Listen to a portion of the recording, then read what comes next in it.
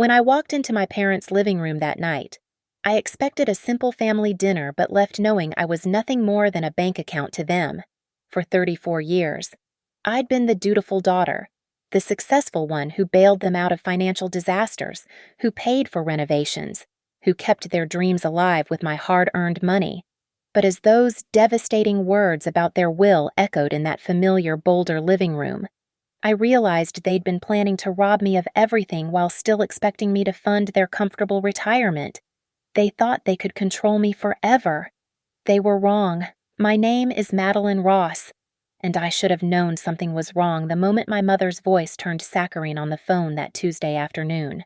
I was in my Seattle office, reviewing quarterly reports for my consulting firm, when her call came through at exactly 3:15 p.m. Maddie, sweetheart, she'd cooed, using the childhood nickname she only pulled out when she needed something. Your father and I were just talking about how long it's been since we've all been together as a family. I'd paused, my pen hovering over the spreadsheet. In my 34 years, impromptu family gatherings had never been my mother's style. Everything was planned, calculated, orchestrated for maximum effect. What's the occasion, Mom? Does a mother need an occasion to want to see her daughter? We thought it would be lovely if you could come to Boulder this weekend. Travis and Melissa will be here too, just like old times. Just like old times. The phrase sent an uncomfortable chill down my spine. Old times meant me mediating between my siblings' constant drama while my parents played favorites. Old times meant me footing the bill for family dinners while Travis forgot his wallet and Melissa conveniently never had cash. Old times meant me being the responsible one while everyone else got to be carefree. But there was something in my mother's tone, a forced lightness that didn't quite mask an underlying urgency. Against my better judgment, I found myself agreeing. Maybe this time would be different. Maybe after all these years of feeling like an outsider in my own family, something had finally shifted. The drive from Seattle to Boulder took me 6 hours. 6 hours of mounting anxiety and foolish hope warring in my chest. As I wound through the familiar mountain roads, memories crashed over me like waves.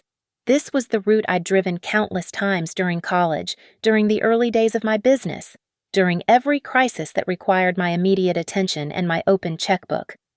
The Ross family home sat on Mapleton Avenue, a sprawling Victorian that had been in the family for 3 generations. It was beautiful, all gingerbread trim and wraparound porches, but it was also a money pit that had consumed more of my earnings than I cared to calculate. The new roof I'd paid for gleamed in the afternoon sun. The restored original windows I'd financed sparkled like jewels. The landscaping I'd funded created a picture-perfect facade that hid all the years of resentment festering within those walls. I sat in my car for a moment, gathering my courage. Through the bay window, I could see warm light spilling from the dining room and shadows moving inside. My family, the people who were supposed to love me unconditionally, who were supposed to have my back no matter what. So why did I feel like I was walking into enemy territory? My childhood bedroom window stared down at me from the 2nd floor, and I remembered the little girl who used to press her face against that glass, watching for her father to come home from work, desperate for any sign of approval or affection. That little girl had grown up believing that if she just worked hard enough, achieved enough, gave enough, she would finally earn the love that seemed to come so naturally to her siblings.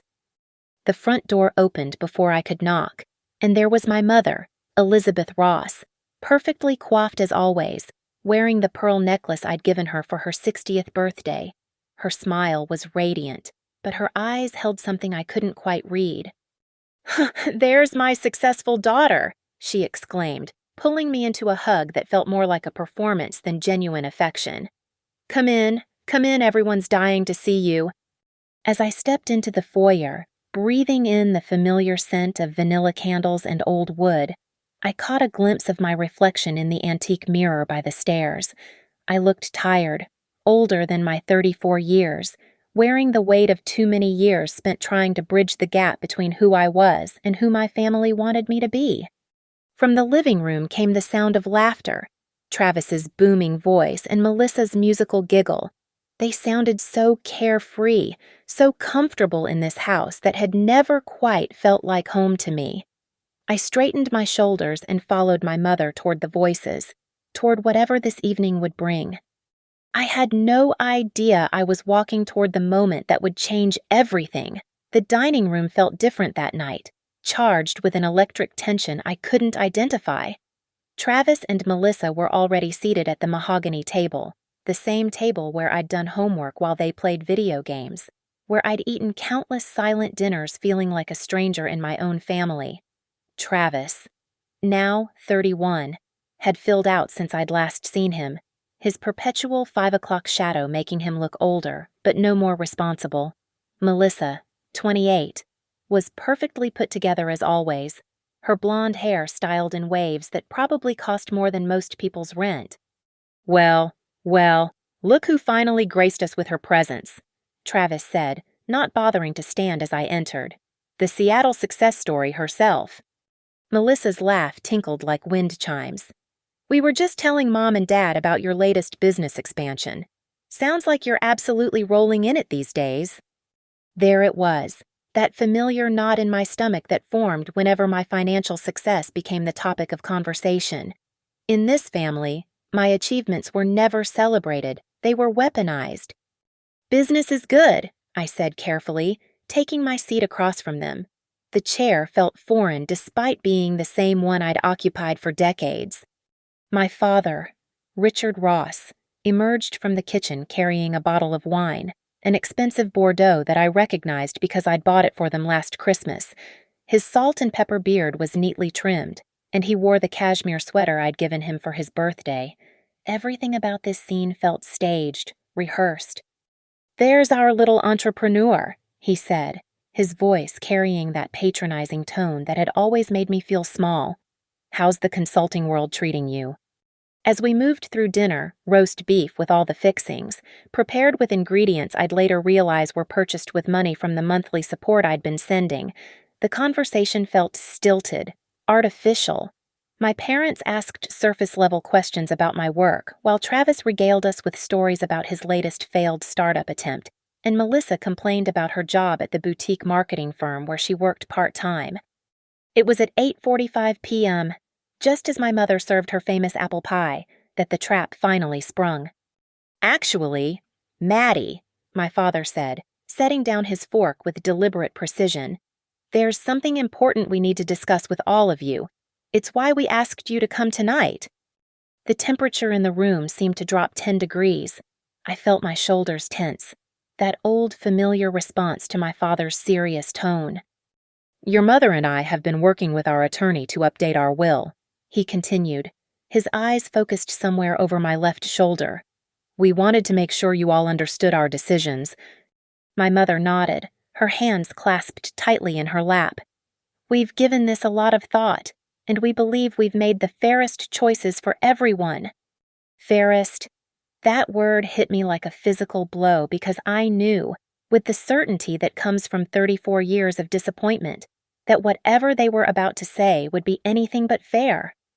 The house here in Boulder, along with the cabin in Aspen, will be left to Travis and Melissa, my father announced, his voice steady and matter-of-fact, as if he were discussing the weather. They'll split everything equally. The words hung in the air like poison gas. I felt my vision narrow, my hearing become distant and muffled. This house whose foundation I'd helped shore up with a $15,000 loan when they discovered structural problems. This house whose roof I'd replaced after the hailstorm 2 years ago. This house where I'd spent countless weekends doing repairs because they couldn't afford contractors. I'm sorry, what? I managed to whisper. My mother leaned forward, her expression a mask of false sympathy. Sweetheart, you have to understand, you've been so successful, so independent. Travis is still finding his way, and Melissa is just getting established in her career. They need the security more than you do. Need the security, I repeated, my voice rising despite my efforts to stay calm. Do you remember who paid off the second mortgage on this house? Do you remember who covered the property taxes for 3 years running when Dad's business was struggling? Travis shifted uncomfortably in his chair, but his voice was defensive. That's different. Mad. You chose to help out. Nobody forced you. Chose to help. I stood abruptly, my chair scraping against the hardwood floor. I chose to help because you called me crying that you were going to lose the house. I chose to help because every family emergency somehow required my immediate financial intervention. Now, let's not get dramatic, my father said, using the same dismissive tone he'd used when I was 12 and crying about being excluded from family activities. You're doing very well for yourself. This house, these properties, they're just things. You have your business, your success. Melissa's voice cut through my rising panic like a knife. Honestly, Maddie, you're being a little selfish. Don't you think some of us weren't handed opportunities on a silver platter? Handed opportunities. The phrase was so absurd, so completely disconnected from reality, that I actually laughed, a sharp, bitter sound that seemed to echo off the walls of this house I'd helped save, furnished with items I'd helped purchase, maintained with money I'd earned through 18-hour workdays and sacrificed weekends. Let me get this straight, I said, my voice deadly quiet now. You're leaving me nothing. Nothing from the family I've financially supported for over a decade, because I've been too successful, because I've worked too hard. The silence that followed was deafening. In that moment, looking at their faces, my father's stubborn determination, my mother's artificial concern, Travis's defensive anger, Melissa's cold calculation, I finally saw them clearly, not as the family I desperately wanted to belong to, but as the people they actually were. People who had never seen me as anything more than an ATM with legs. I drove back to Seattle in a fog of rage and disbelief, my hands gripping the steering wheel so tightly my knuckles had gone white. The 6-hour journey passed in a blur of mountain highways and racing thoughts.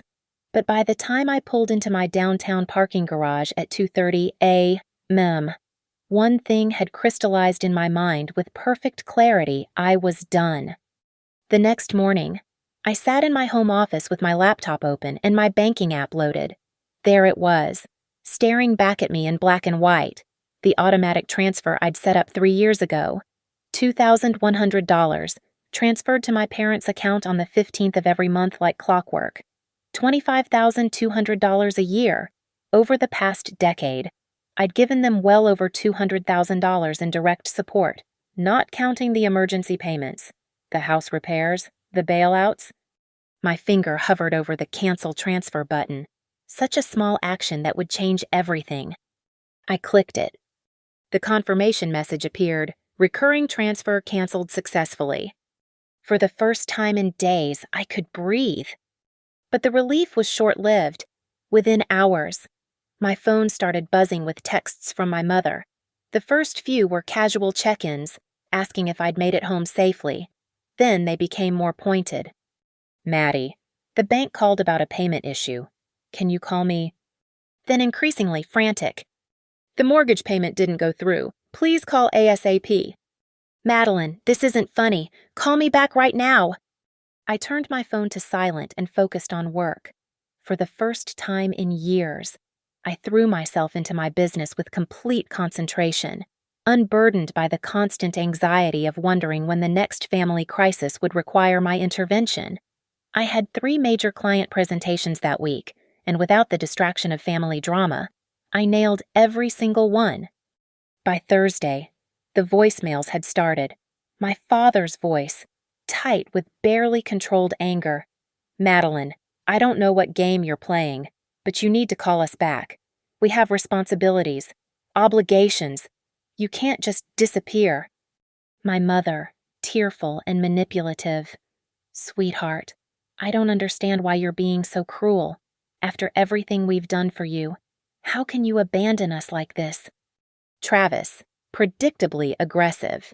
What the hell is wrong with you? Mad mom's crying every day. You're tearing this family apart over some stupid misunderstanding.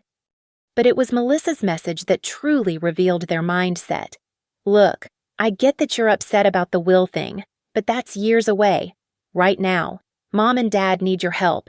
You're being incredibly immature. Immature. For setting boundaries. For refusing to bankroll people who had just told me I deserved nothing from them. I saved every voicemail, screenshotted every text. Something told me I might need evidence of their harassment later. Friday brought the nuclear option. My mother showed up at my office building. I watched from my 20th floor window as she paced in the lobby, her perfectly styled hair disheveled, her usual composure cracked.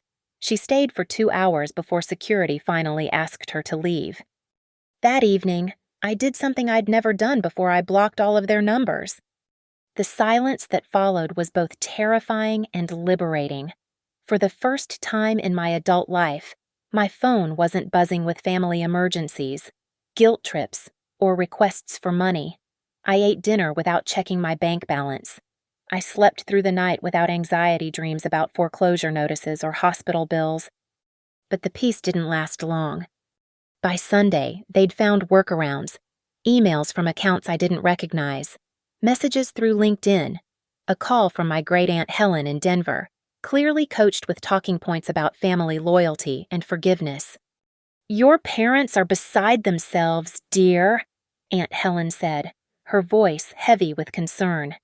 "They don't understand why you've cut them off. They're scared about losing the house." "Did they tell you why I cut them off?" I asked quietly. "Well, they mentioned something about a disagreement over the will, but surely that's not worth destroying the family over." I almost laughed. A disagreement. As if I'd gotten upset over the color of bridesmaids' dresses instead of discovering that I'd been nothing more than a financial resource to the people who were supposed to love me unconditionally. "Aunt Helen, did they tell you how much money I've given them over the years? Did they mention that they expect me to keep paying for their lifestyle while leaving me nothing in return?" The long pause told me everything I needed to know. They'd painted me as the villain in their version of events. The ungrateful daughter who'd abandoned her poor, struggling parents over a minor family spat. Monday morning brought a new tactic. They'd somehow gotten my office number and were calling during business hours, disrupting my work and embarrassing me in front of clients. My assistant, Jennifer, looked increasingly uncomfortable as she fielded their increasingly hostile calls. "Ms. Ross," she said after the 4th call that morning, "perhaps you should speak with them.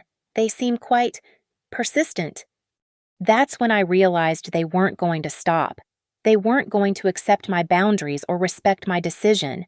In their minds, I was still the little girl who could be bullied and manipulated into compliance.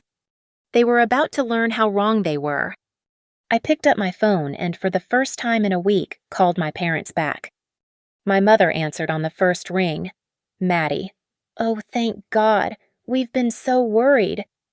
"I'll see you this Saturday," I said, cutting through her relief. "We need to talk." The satisfaction in her voice was unmistakable. "Of course, sweetheart. I knew you'd come to your senses. We'll make your favorite dinner." I hung up without responding. They thought they'd won, that I was crawling back with my tail between my legs. They had no idea what was coming. The drive to Boulder that Saturday felt different from the previous week's journey. This time, I wasn't carrying false hope or desperate longing for acceptance. I was armed with clarity and a grim determination to end this charade once and for all. I arrived at exactly 6 p.m. as requested.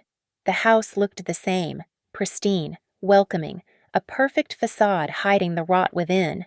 But this time, I noticed details I'd previously overlooked, the way the shutters I'd paid to repair hung perfectly straight, how the driveway I'd helped resurface gleamed in the late afternoon sun. My mother opened the door before I could knock, her face radiating triumph barely disguised as relief. "Oh, Maddie, I'm so glad you came to your senses. We knew you'd realize how silly this whole thing was." She ushered me into the living room where the entire family had assembled like a tribunal.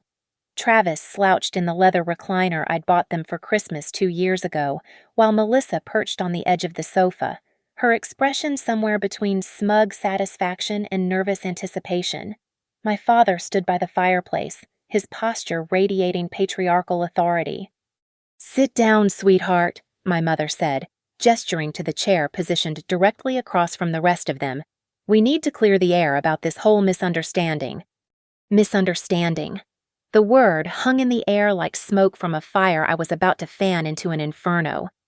"Before we start," my father said, his voice carrying that familiar tone of barely contained impatience, "we need to discuss the financial situation. Your little tantrum has put us in a very difficult position." My tantrum," I repeated, settling back in the chair. "Is that what we're calling my decision to stop funding your lifestyle?" Melissa rolled her eyes. "God, you're so dramatic. It's not like we're asking for charity. You're family. Family helps family." "Exactly," Travis chimed in. "And frankly, mad. This whole victim act is getting old. Nobody forced you to help out over the years. You chose to do it, and now you're throwing it in our faces like we owe you something." The audacity was breathtaking. I looked around the room at the furniture I'd helped purchase, the artwork I'd bought them for birthdays and holidays, the renovated kitchen visible through the archway that I'd financed when theirs flooded 3 years ago. "You're right," I said quietly. "I did choose to help. Every single time you called in crisis. Every time Travis's latest business venture failed. Every time Melissa needed money for her investment opportunities. Every time you couldn't make ends meet." My mother leaned forward, her expression softening into what I recognized as her manipulation face, the one she'd perfected over decades of getting her way. "And we're grateful, darling. So grateful. But you have to understand our position. We're getting older. We need security. And I'm rich enough that it doesn't matter if you cut me out completely," I finished, "because I'll just keep paying anyway, like a good little ATM." The silence that followed was electric with tension. I could see them exchanging glances, recalibrating their approach. "Look," my father said, his voice taking on a more conciliatory tone. "Maybe we handled the will conversation badly. Perhaps we can revisit some of those decisions. But right now, we need you to restore the monthly transfers. The mortgage payment is due Tuesday, and—" "No." The word dropped into the room like a bomb. "Excuse me." My mother's voice had gone dangerously quiet. I said no. I will not be restoring the transfers. I will not be covering your mortgage. I will not be funding your retirement while you plan to leave me nothing. Travis shot to his feet, his face flushed with anger. "Who the hell do you think you are? You think you're better than us because you make more money." "I think I'm tired of being treated like a bank account with feelings." I shot back. "I think I'm tired of being the only one in this family expected to sacrifice while everyone else gets to take." Sacrifice.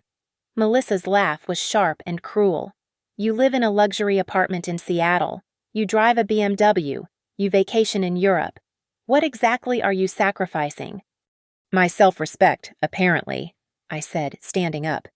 "But not anymore." My father's mask finally slipped, revealing the cold calculation underneath. "If you walk out that door, Madeline, don't expect to be welcomed back. Family loyalty works both ways." "Family loyalty," I repeated, tasting the bitter irony of those words. "Where was the family loyalty when you decided I deserved nothing? Where was it when you spent years taking my money while planning to cut me out of your will?" "You have plenty," my mother snapped, her facade crumbling completely. "More than plenty. We raised you. We supported you. We made you who you are. You owe us." And there it was, the truth they'd been dancing around for years, in their minds. I owed them. My success wasn't mine. It was theirs by proxy. My money wasn't earned. It was inherited obligation. "I owe you nothing," I said, feeling lighter with each word. "I've paid whatever debt I might have owed 100 times over. I've funded your dreams, your mistakes, your comfort for years. But I'm done." I walked toward the door, each step feeling like breaking free from invisible chains. "If you leave now," my father called after me, his voice thick with rage, "don't come crawling back when you realize what you've lost. I paused at the threshold, looking back at these people who shared my DNA but had never truly been my family. "The only thing I've lost," I said quietly, "is my illusions about who you really are." My mother's face contorted with fury. "Get out then! Get out and don't come back! You're no daughter of mine!" "Finally," I said, stepping into the cool evening air, "something we can agree on." As I drove away, I caught a glimpse of them in my rearview mirror, standing in the doorway of their beautiful house, the house I'd helped save, watching me disappear into the darkness. For the first time in my life, I felt truly free. I had no idea that freedom would come with a price they were determined to make me pay. The drive back to Seattle felt like emerging from a toxic fog. For the first time in years, I wasn't carrying the weight of family expectations or the anxiety of wondering when the next crisis would drain my bank account. I rolled down the windows despite the October chill and let the mountain air clear my lungs of years of accumulated resentment. By the time I reached my downtown apartment building at 11:20 p.m., I was exhausted but oddly exhilarated.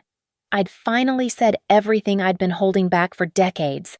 I'd drawn a line in the sand and walked away from people who saw me as nothing more than a resource to be exploited. I should have known they wouldn't let me go that easily. Monday morning started normally enough. I had coffee, reviewed my schedule, and headed to the office with a lightness in my step that I hadn't felt in years. But as the day wore on, a nagging feeling began to grow in the pit of my stomach. It was too quiet. After years of constant family drama, the silence felt ominous rather than peaceful. The feeling proved prophetic when I returned to my apartment building that evening. The moment I stepped off the elevator onto the 15th floor, I knew something was wrong. The hallway reeked of a chemical smell that made my eyes water.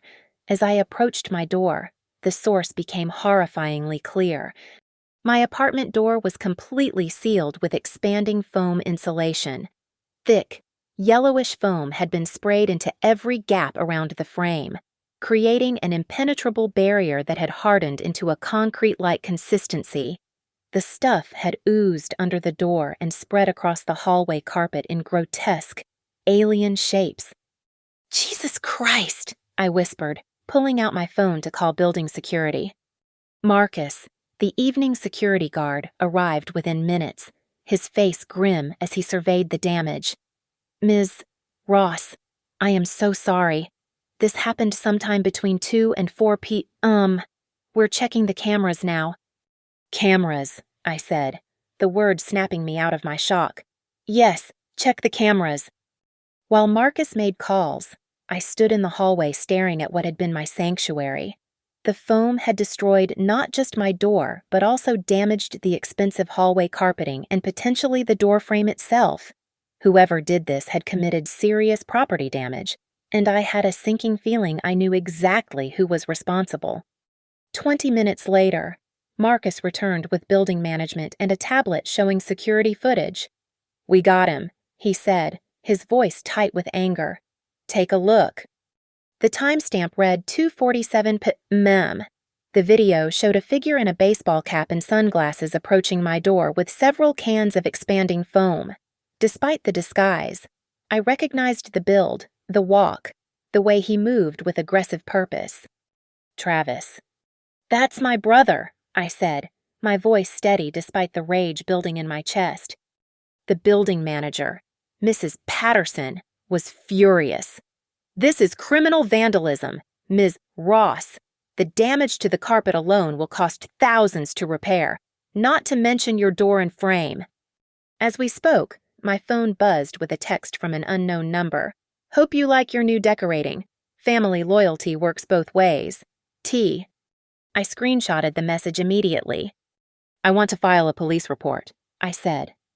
Within an hour, 2 officers arrived to document the scene. Officer Rodriguez, a no-nonsense woman in her 40s, took photos and statements while her partner, Officer Kim, examined the foam residue. "This isn't just vandalism," Officer Rodriguez explained as she filled out her report. "This is criminal mischief in the first degree. The cost of repairs will likely push this into felony territory." The perpetrator also sent a threatening text message, I said, showing her my phone. She photographed the screen. That's harassment. Combined with the property damage, your brother is looking at serious charges. As the officers finished their work, my phone rang. My father's name appeared on the screen.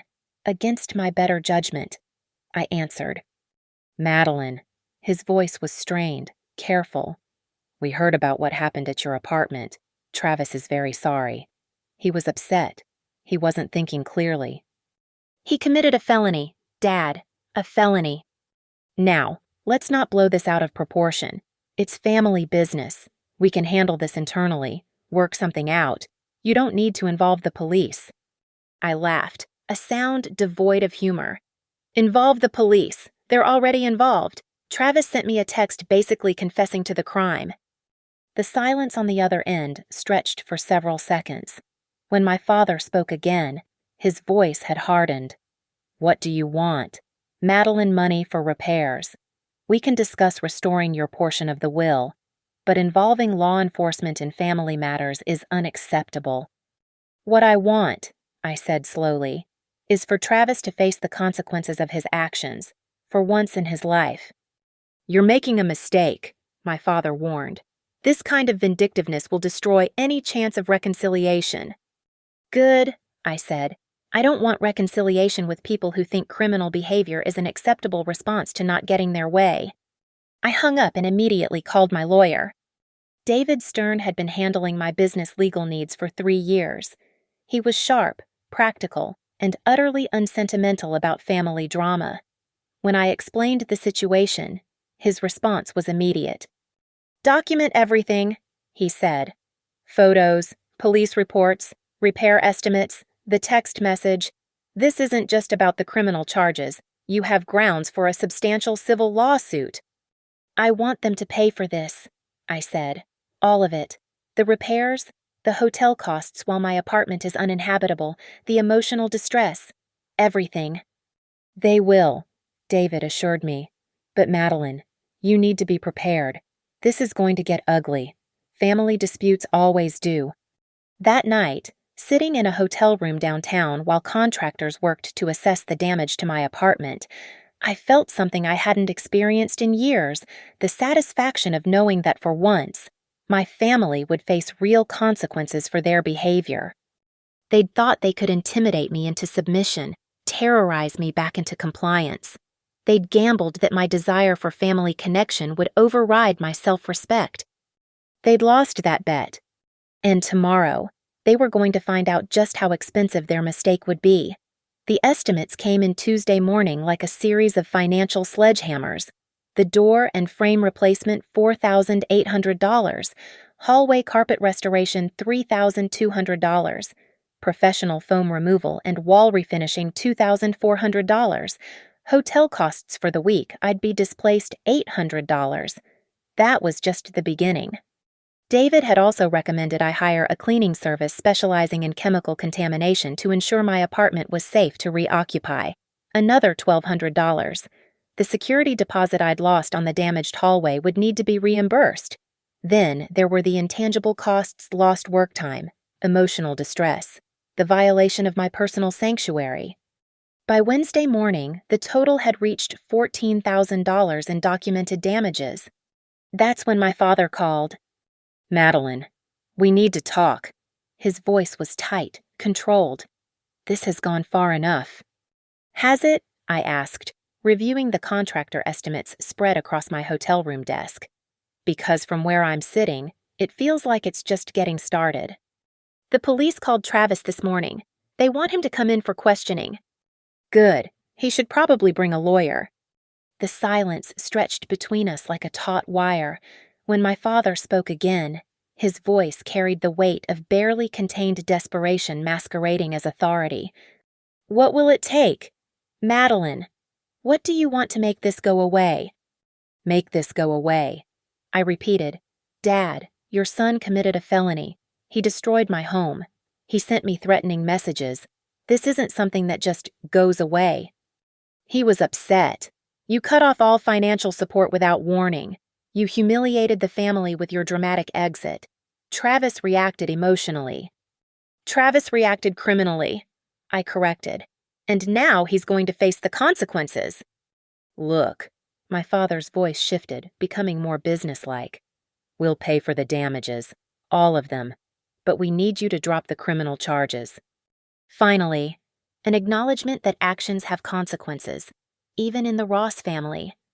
I'll need $35,000, I said calmly. $35,000. The repairs can't possibly cost that much. $14,000 for documented damages and repairs. $5,000 for my lawyer's fees. $3,000 for emotional distress and lost work time. $8,000 for the trauma of having my security and peace of mind destroyed by someone who's supposed to be family. $5,000 penalty for the sheer audacity of thinking you could terrorize me into submission. The math was arbitrary, but the principle wasn't. For the first time in their lives, they were going to pay market rates for their bad behavior. That's extortion, my father sputtered. No, Dad, that's accountability, something this family has never experienced before. We don't have that kind of money just sitting around. I almost laughed. Funny how money is tight when you're the ones who have to pay for once. You'll figure it out. You always do when you need something from me. And if we pay this ridiculous amount, you'll drop the charges. I'll consider it. Consider it, Madeline. We need guarantees. The only guarantee I'm offering is that if the money isn't in my account by Friday at 5 p.m., I'm proceeding with both the criminal charges and a civil lawsuit that will cost you significantly more. Thursday brought a flurry of increasingly frantic calls from various family members. My mother, tearful and manipulative. Sweetheart, you're destroying Travis's future over a momentary lapse in judgment. Melissa, predictably self-centered. This is affecting all of us. Maddie, Travis can't get the charges dropped if he can't afford a good lawyer. Even Aunt Helen called again. Your parents are beside themselves, dear. They had to take out a loan against the house. That last piece of information gave me a perverse satisfaction. The house I'd helped save was now being leveraged to pay for their son's crimes. Friday morning, David called with an update. The district attorney's office is taking this seriously. With the text message and the clear premeditation shown in the security footage, they're prepared to file felony charges.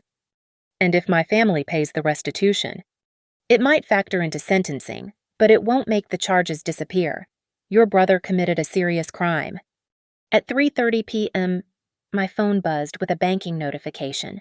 Wire transfer received $35,000. Attached was a text from my father. Money sent, drop the charges. I stared at the notification for a long moment. $35,000. In all the years I'd been supporting them, they'd never managed to scrape together that much money when I needed help with anything. But when their golden boy faced real consequences, suddenly they could move mountains. I called David. The money came through, I told him. So what's your decision on the charges? I thought about Travis's smirking face when they'd announced the will. I thought about years of being taken for granted, used, dismissed. I thought about the violation of my home, my sanctuary, my peace of mind. We proceed with both the criminal and civil cases, I said. Madeline, they paid your demands. No, David. They paid for the damages their son caused. The criminal charges aren't for sale. Travis needs to learn that actions have consequences, and my family needs to understand that their money doesn't buy them immunity from accountability.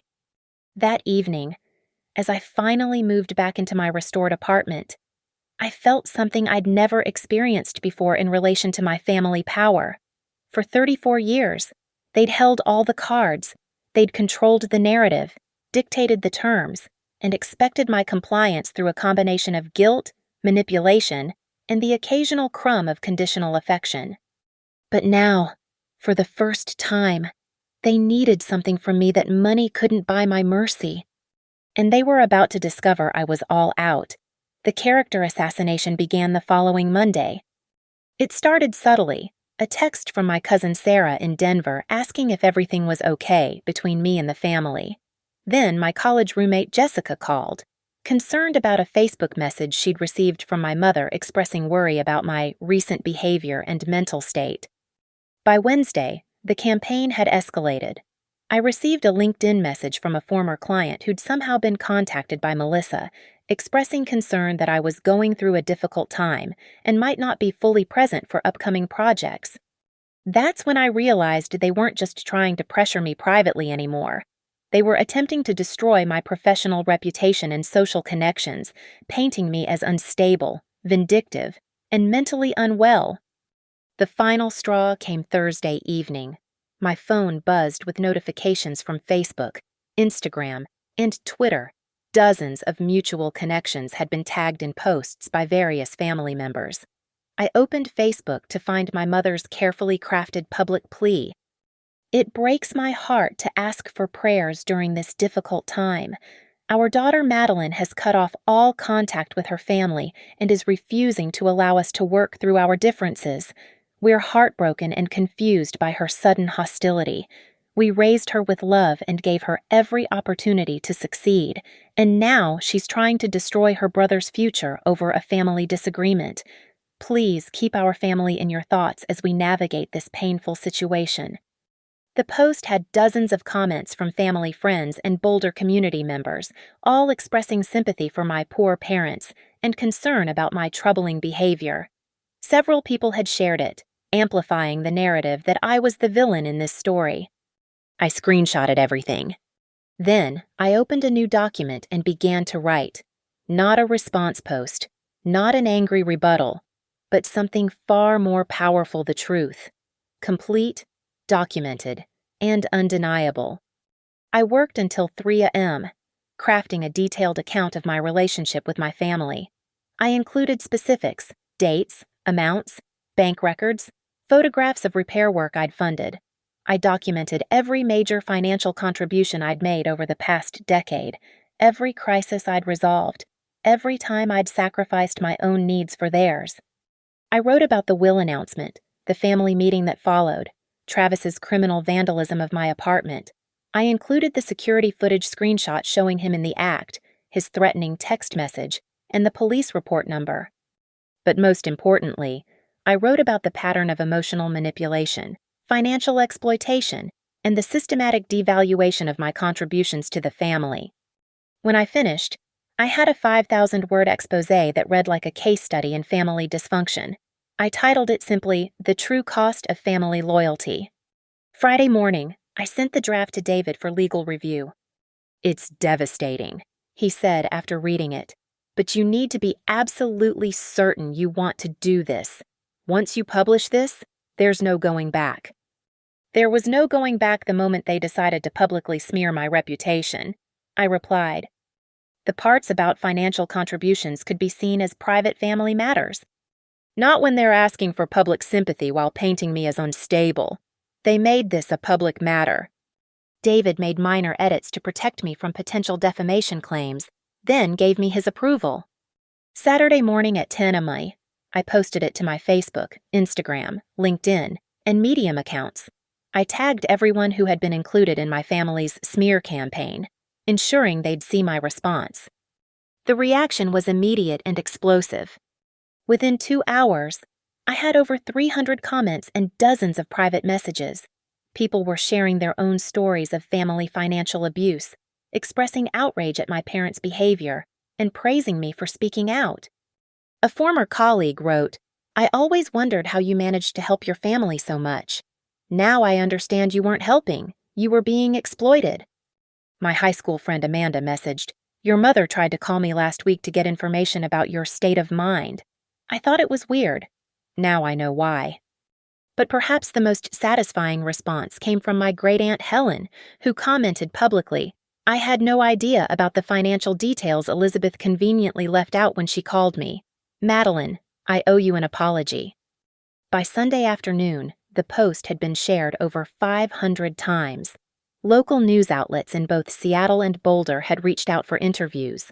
A domestic abuse counselor had shared it as an example of financial abuse within families.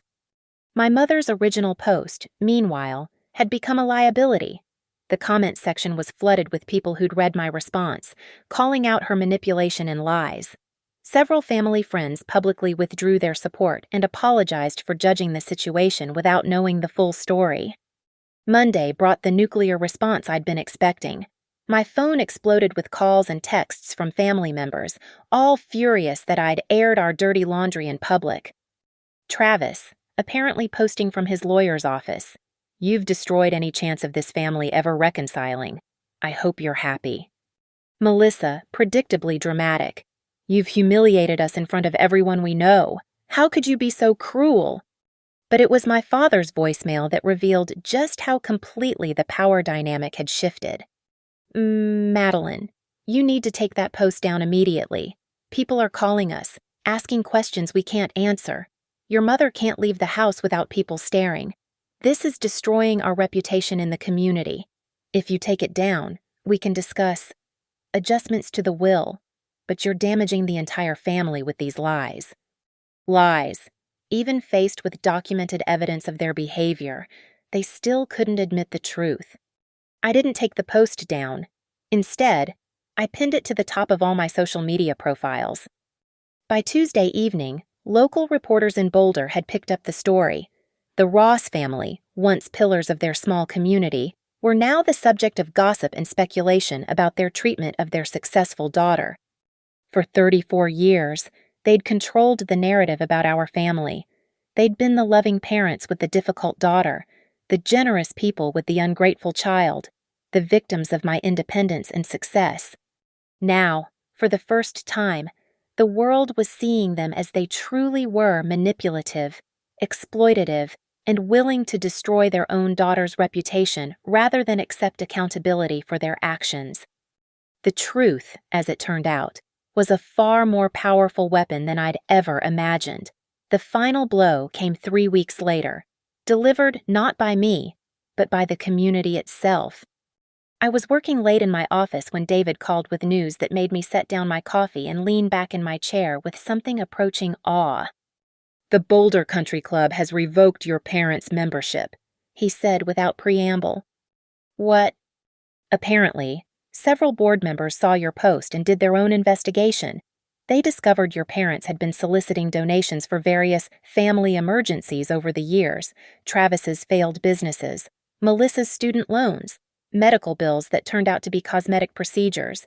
People started comparing notes and realized they'd been running small-scale cons on their social circle." I felt a strange mix of vindication and sadness. Even I hadn't known about that level of deception. "That's not all," David continued. "The Boulder Chamber of Commerce has quietly asked your father to step down from the board. 3 families have withdrawn from the private investment group he was managing. Melissa's boutique marketing firm received so many calls asking about her ethics that they let her go yesterday. The dominoes were falling faster than I could have ever orchestrated myself.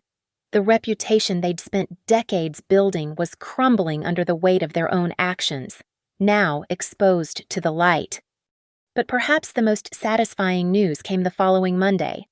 I was reviewing quarterly projections when my phone buzzed with a call from an unknown Boulder number. "Madeline, this is Patricia Hendricks from the Boulder Valley Women's Foundation." I knew the name. They were a prominent local charity that my parents had always claimed to support. "Ms. Ross, I wanted to personally apologize. Your parents approached us 6 months ago requesting emergency assistance for their struggling daughter who needed help with medical bills. We were prepared to set up a fundraiser when your recent post came to our attention." My blood ran cold. They were soliciting charity donations in my name. "I'm afraid so.